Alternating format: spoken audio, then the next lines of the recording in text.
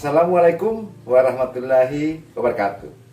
Kembali berjumpa dengan saya, Mamat Liputo, Duta Rumah Belajar Provinsi Gorontalo. Pada pertemuan kali ini kita akan membahas jurnal khusus, yaitu tentang jurnal penjualan dan jurnal penerimaan kas. Pada jurnal khusus bagian 1, kita sudah membahas tentang jurnal pembelian dan jurnal pengeluaran kas.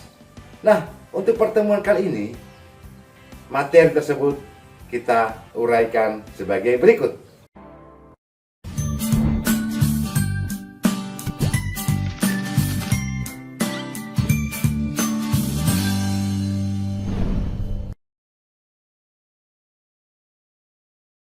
Sahabat semua belajar, kompetensi dasar yang akan kita pelajari pada hari ini adalah 3.5 menganalisis siklus akuntansi pada perusahaan dagang, dan 4.5 membuat laporan keuangan perusahaan dagang. Sementara indikator pembelajaran adalah yang pertama adalah menjelaskan pengertian jurnal penjualan dan jurnal penerimaan kas serta jurnal umum. Yang kedua adalah membuat jurnal penjualan, penerimaan kas, dan jurnal umum.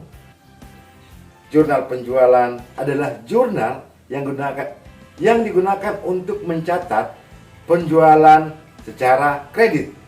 Jurnal penerimaan kas adalah jurnal yang digunakan untuk mencatat seluruh transaksi atau transaksi-transaksi yang berhubungan dengan penjualan tunai, penerimaan piutang, penerimaan pendapatan, penerimaan pinjaman, dan penerimaan lainnya.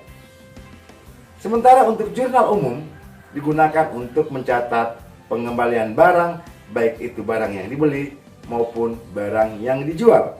Bagaimana praktek penyusunan jurnal khusus tersebut? Yuk, kita simak video berikut ini.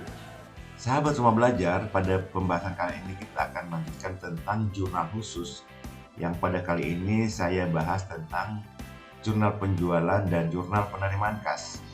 Untuk jurnal penjualan, kita siapkan tabel dengan kolom tanggal, nomor faktur, akun yang didebet, referensi, termin, piutang dagang debit, dan penjualan kredit. Sementara untuk jurnal penerimaan kas, kita siapkan tabel dengan kolom tanggal, akun yang dikredit, referensi, kas debit, potongan penjualan debit serba-serbi kredit dengan kolom akun, referensi jumlah, terus ada kolom penjualan dan kredit dan piutang dagang kredit. Selanjutnya kita langsung kepada praktiknya. Tanggal 6 Desember dijual kepada PD Pentas Jaya Bogor barang dagang seharga 4 juta dengan syarat pembayaran 2/10 N/30 faktur nomor 120. Tanggal 10 Desember dijual barang dagang kepada Toko Gembira Jakarta seharga 1.500.000 dengan syarat pembayaran 2/10 N/30 faktur nomor 121. Tanggal 18 Desember dijual barang dagang kepada PD Pentas Jaya Bogor seharga 4.500.000 dengan syarat pembayaran 2/10 N/30 faktur nomor 122. Tanggal 31 Desember dijual barang dagang kepada PHM Jakarta seharga 3 juta dengan syarat pembayaran 2/10 N/30 faktur nomor 123. Baik, sekarang kita akan coba masukkan ke dalam kolom jurnal penjualan. Kita lihat tanggal 6 Desember, nomor faktur 120, akun yang didebet adalah PD Pentas Jaya Bogor dengan termin 2/10 N/30 dan piutang dagang dan penjualannya adalah sebesar 4 juta. Tanggal 10 Desember, nomor fakturnya 121, akun yang didebet adalah Toko Gembira Jakarta, terminnya 2/10 N/30, piutang dagang debit penjualan kreditnya sebesar 1.500.000. Tanggal 18 Desember, nomor fakturnya adalah 122, akun yang didebet adalah PD Pentas Jaya Bogor, terminnya 2/10 N/30, piutang dagang debit penjualan kredit sebesar 4.500.000. Tanggal 31 Desember, nomor fakturnya 123, akun yang didebet adalah PD PHM Jakarta, dengan termin atau syarat pembayaran 2/10 N/30, piutang dagang debit penjualan kredit sebesar 3 juta rupiah. Sehingga jumlah piutang dagang dan penjualan sebesar 13 juta rupiah. Selanjutnya untuk jurnal penjualan, transaksi yang terjadi adalah tanggal 3 Desember diterima pelunasan piutang dari PT Firdaus Banda Aceh sebesar 3.150.000. Tanggal 13 dijual tunai barang dagang 1 juta rupiah. Tanggal 14 diterima pelunasan faktur nomor 120 tanggal 6 Desember yang lalu dari PD Pentas Jaya Bogor. Dan tanggal 17 dijual peralatan kantor bekas 200.000 rupiah secara tunai. Dan tanggal 25 diterima pelunasan faktur nomor 121 tertanggal 10 Desember yang lalu. Kita coba membuat jurnal penerimaan kas. Tanggal 3/12 itu akun yang dikredit adalah PT Firdaus Banda Aceh dengan pelunasan sebesar 3.150.000 dan piutang dagangnya adalah 3.150.000. Tanggal 13/12 ada penjualan barang dagang secara tunai, jadi kas bertambah 1 juta dan penjualannya bertambah 1 juta di kredit. Tanggal 14 Desember akun yang dikredit adalah PD Pentas Jaya Bogor. Itu terjadi tanggal 6 Desember ada penjualan secara kredit 4 juta, jadi piutang dagangnya kita 4 juta.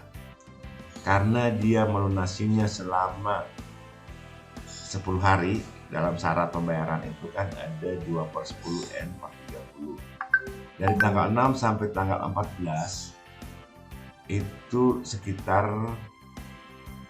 9 hari atau belum lebih dari 10 hari, sehingga mendapatkan potongan 2% sebesar 80.000 rupiah, sehingga kas yang diterima tinggal 3.920.000. Tanggal 17 Desember dijual peralatan, jadi peralatan kantor kita berkurang 12.000, kita masukkan ke dalam kolom serba-serbi. Pada akun itu kita tuliskan peralatan kantor dan jumlah 200.000, sedangkan kas kita bertambah pada sisi debit sebesar 200.000. Diterima pelunasan faktur 121 tanggal 10 Desember yang lalu, jadi terjadi penjualan kredit pada tanggal 10 Desember yang lalu itu sebesar 1.500.000 dengan syarat 2/10 N/30.